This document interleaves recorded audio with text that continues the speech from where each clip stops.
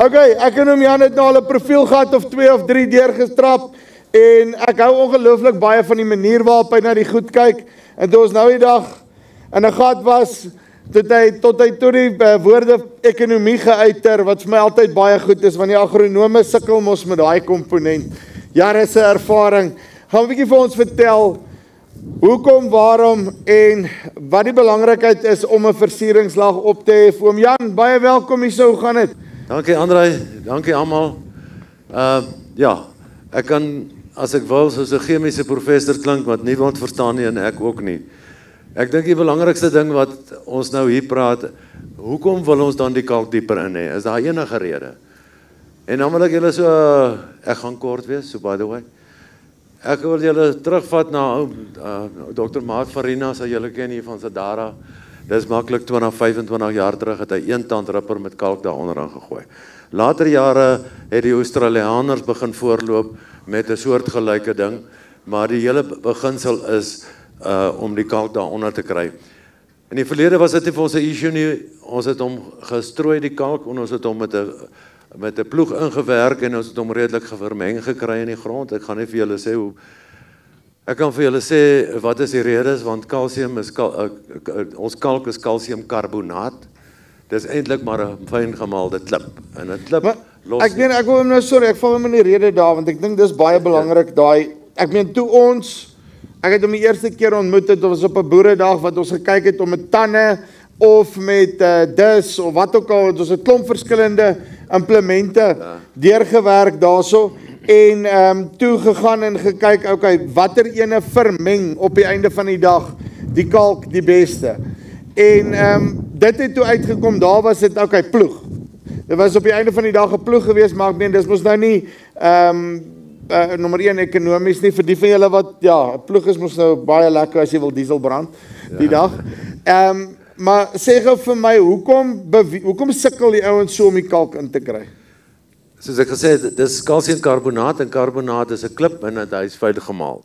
So 'n klip verweer, 'n klip los nie op nie. Ja. En dit vat baie lank. So ons wil ons pH op hê uit die aard van die saak, maar die enigste manier om hom op te kry is natuurlik met kalk. En as ons dan die kalk, kom ons sê in die boonste 6 duim insit, dan gaan hy miskien na 12 duim toe.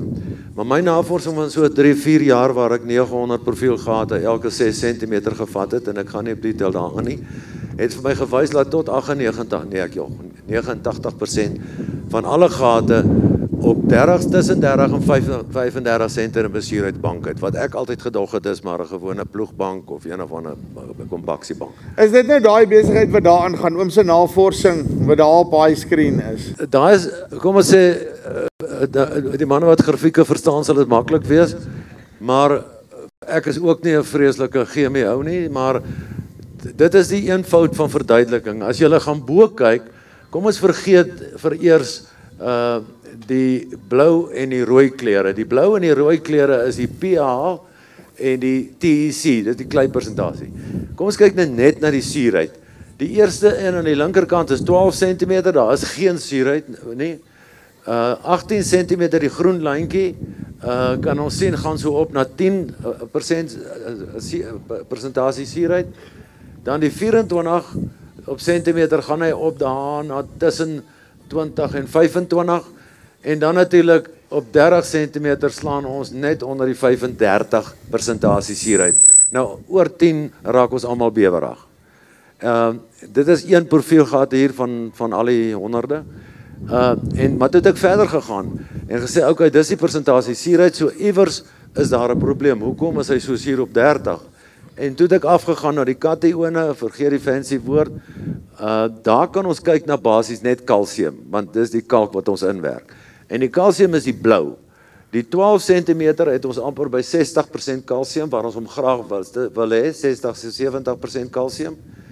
By die 18 cm het hy afgedrop na 55 toe, op 24 cm het hy afgegaan net oor die 45, en dan is hy onder die 40% kalsium op ons 30 cm. Dis net 'n indikasie.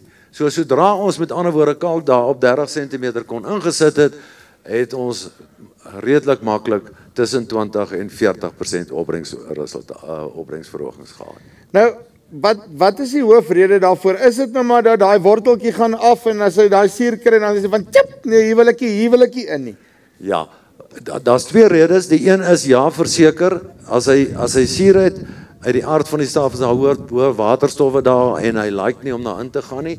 Daar's 'n ander sterkie ook. Dis daai besigheid, is ek reg. Daai wortels. Ja, daar kan julle nou duidelik sien, die wortels het gestop en ja, kom waar kan ek julle nou. Alright, maar julle kan sien waar die wortels gestop. En daai spesifiek Sorry, oom Jan is gewoond daaraan om met sy hamertjie te praat. Ek moet laat hom die hamer saamgebring het, nee, dan sal dit makliker wees. ek was al op pad.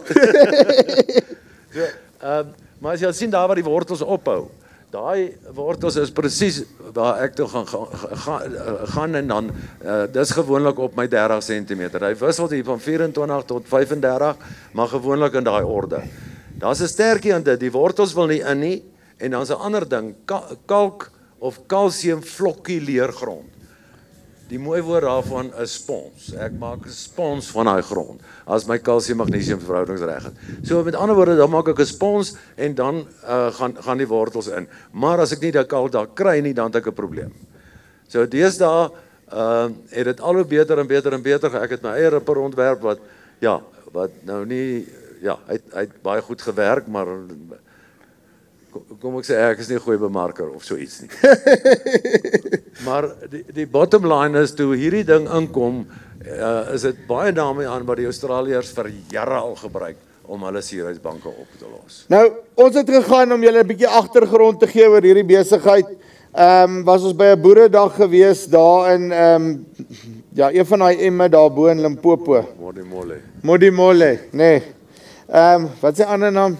Nylstrom, kyk, ons moes van Enne afgegaan na Emme toe, ek bly die mekaar raak. In elk geval, toe het ons daar so gegaan en